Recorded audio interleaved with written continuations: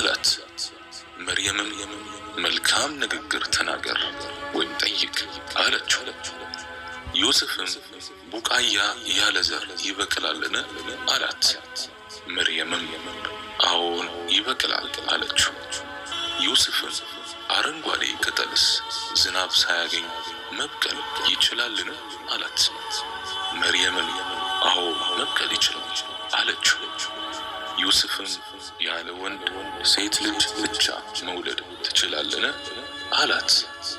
መርየምም አዎ ትችላለች አለችው።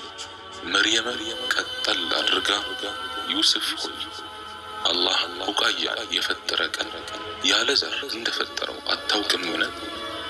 አላህ አረንጓዴ ቅጠልንስ ለመጀመሪያ ጊዜ ሲፈጥረው ያለ ዝናብ እንደፈጠረው አታውቅምን? ታዲያ መጀመሪያ ቅጠልንና ቡቃያ ዘርም ሆነ ዝናብ ሳይኖር የፈጠረው ጌታ አሁን ያለ ዝናብና ያለ ዘር መፍጠር ይከብደዋል ትላለህን አለችው። ዮሴፍም አይ እኔ እንደዛ ልፈልግ አይደለም፣ አላህ በፈለገው ነገር ላይ ሁሉ ቻይ ነው። አንድን ነገር ማድረግ በፈለገ ጊዜም ሁን ይለዋል ይሆናልም አላት። መርየምም አላህ ያለ ወንድም ሆነ ያለ ሴት አደምን አልፈጠረምን? ያለ ሴትስ ሐዋን አልፈጠረምን አለችው። ዮሴፍም አዎን ፈጥሯል አላት። ከዚያም በልቡ ግን መናገር ያልፈለገችው የአላህ ተአምር በሆዷ እንዳለ አወቀ። መርየምም የመውለጃ ሰዓቷ በተቃረበ ጊዜ የቤተ አምልኮ ግቢ ለቃ ወጣች። ብቻዋን በረሃ ላይ ሳለች ምጡ ጀመራት፣ በጣምም አመማት። አሁን ያለችበት እንግልትና ከመውለዷ በኋላ የሚከተላትን እንግልት ስታስብ ዋ ምኞቴ ምን ነው ከዚህ በፊት በሞትኩ ተረስቼም የቀረው በሆንኩ ብላ ተመኘች።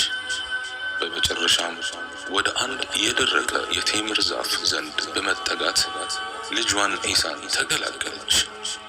ልክ ልጁን እንደተገላገለች ጅብሪል መጣና አትዘኝ፣ ጌታሽ ከበታችሽ ትንሽን ወንዝ በርግጥ አድርጓል፣ የዘንባባይቱንም ግንድ ወደ አንቺ ወዝውዣት፣ በአንቺ ላይ የበሰለን የቴምር እሸት ታራግፍልሻለችና ብይም ጠጭም ተደሰች አላት።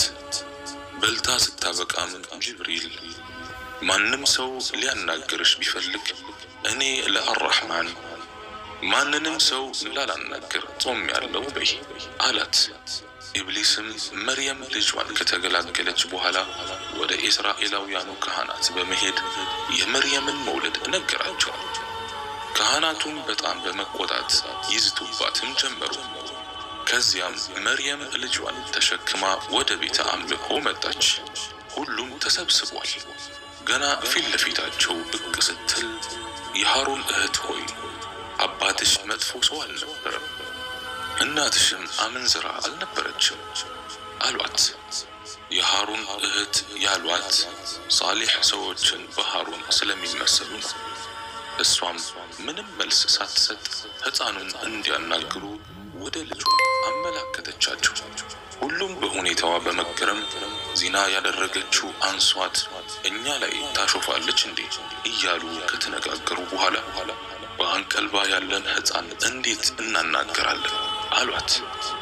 ያን ጊዜ ሕፃኑ ኢሳ ቀና በማለት እኔ የአላህ ባሪያ ነኝ፣ መጽሐፍን ሰጥቶኛል፣ ነቢይም አድርጎኛል፣ በየትም ስፍራ ብሆን ብሩክ አድርጎኛል፣ በሕይወትም እስካለው ሶላትን በመስገድ ዘካንን በመስጠት አዞኛል፣ ለእናቴም ታዛዥ አድርጎኛል፣ ትዕቢተኛ እምቢተኛም አላደረገኝም፣ ሰላምም በእኔ ላይ ነው፣ በተወለድኩ ቀን በምሞትበትም ቀን ሕያው ሆኜ በምቀሰቀስበትም ቀን ብሎ ተናገረ።